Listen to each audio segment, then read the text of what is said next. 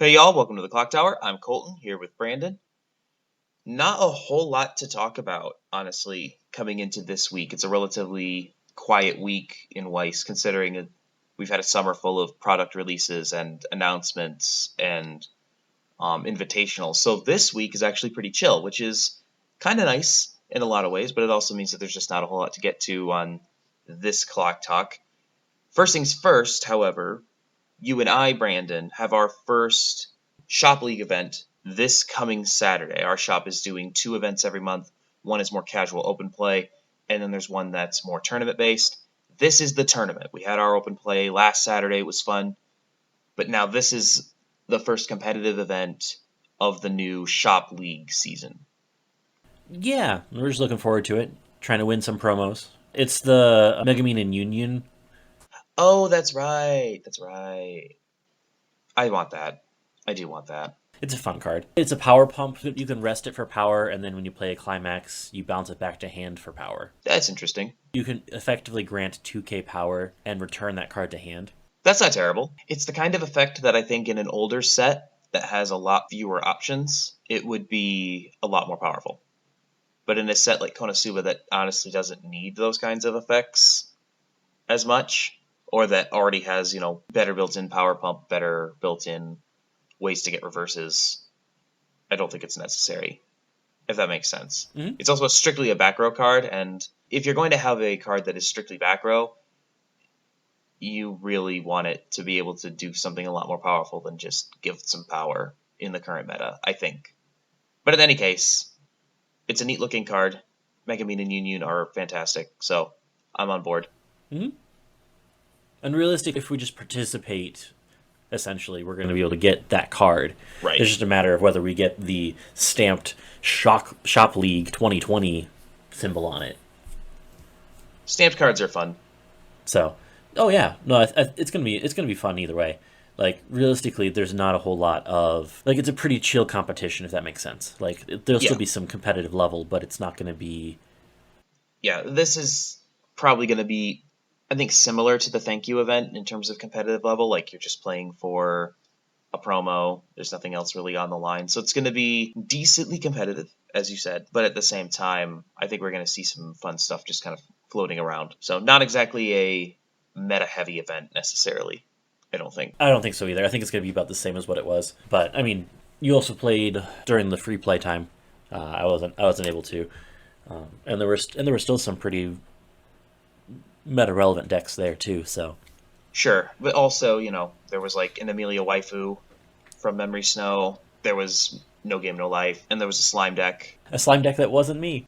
A slime deck that wasn't you, which I knew every card in that deck. You're welcome. But yeah, so we're looking forward to that. We're looking forward to just again playing again in person, getting some of the dust off. So yeah, probably the most relevant trend in English Weiss over the past week or two has honestly been, I don't know if I want to say awareness, because I think this is something that people have been aware of for a very long time, but the growing public profile of these really expensive cards that don't have expensive rarities, if that makes sense. Probably most notably the Devilish Smile Ries from Fujimi Bunko. We've been seeing a lot of sales for that card just kind of going through the roof recently in terms of their sales price, which is, it's interesting that a rare would be commanding that much attention. It's a $10 rare on JK, and it's going on, it's going online for upwards of $30-$40 a copy, which is insane. One of the other ones that's been doing something similar, the Mesmerizing Water Goddess from Konosuba. Yep, I mean, that's a double rare. For example, JK has that listed at 60. That's been going some upwards of 90 now. that's insane. Um, That which is absolutely insane. yeah. But I mean, it's a card that plays well with the new set coming out, so it makes sense. It honestly gives me pause on playing Konosuba, if I'm going to be perfectly honest, because I really don't want to spend $400 on a playset of a thing. And I understand. I do get it. This isn't Magic, where you can solve the problem with a reprint, which, Wizards never does, but you can solve these scarcity problems with reprints. But with Weiss, it's just kind of, you have the one printing, and once it's out there, there are no more. Speaking of that, Bushiroad put out a player survey, and in that it briefly talks about potential of sets that you weren't able to access and whether or not it would be stuff that you would purchase. One of the questions being, which one of the products do you want to purchase more of but was unavailable to you? Trying to get an idea of if they were to reprint stuff, what would it look like? And most of it being stuff that has come out in the past year, from Bunny Girl Senpai to up through Memory Snow. I think the short printing has been interesting. What Bushiroad has chosen to short print and what they haven't. Link to the survey in the doobly-doo, of course. I think it's interesting what Bushiroad chooses to short print versus what they don't. Because Bunny Girl got short printed, very popular franchise here in the West. Fujimi Bunko, not as popular, I don't think.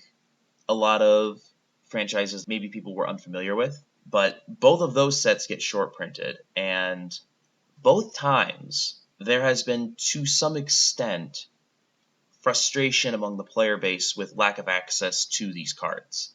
And I wonder if that maybe will affect the way Bushiroad handles short printing going forward. Well, I think part of it also comes from the idea that pre-orders are very important with that, if that makes sense.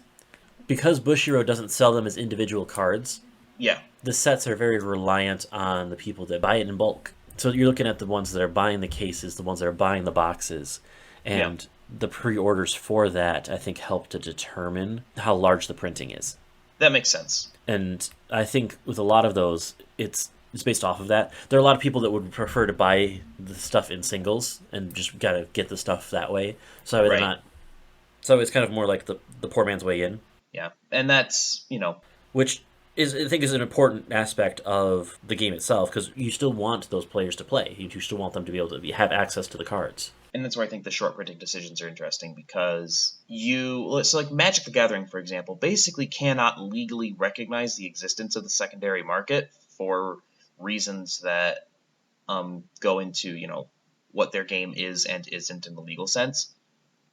Bushiroad doesn't necessarily need to be as afraid of that, I don't think, but at the same time, the secondary market doesn't help Bushiroad at all. They get no profit off the secondary market. However, the secondary market does help the shops, and it does encourage players to play. And if players play, they're more likely to buy future products. So, all that being said, and they're also more likely to participate in future events at the stores. So it's a positive feedback loop. That being said, I don't know how much Bushiroad wants to make decisions based on the secondary market at all. I don't know if that's something they even think about or if they just look at pre-order numbers. You know what I mean? I think that Fujimi was definitely more of like a player's set, right? Like people bought that set who maybe had an investment in one or two of the franchises, but a lot of the people who bought that bought it because it was good. And they bought it because it was interesting. They bought it because they thought it was going to be competitive. I don't know if that was really the case for Bunny Girl, but I think that the people who did buy Bunny Girl potentially could have been new players. Like I've even seen, on Reddit and different forums, people posting like, hey, I'm a huge Bunny Girl fan, but I'm having a really hard time finding pieces for Bunny Girl. What's up with that? So that felt more like a gateway set, a set for people who maybe already had some kind of attachment to the franchise, finding their way into Weiss because they wanted to play a game that involved those characters. So I don't know.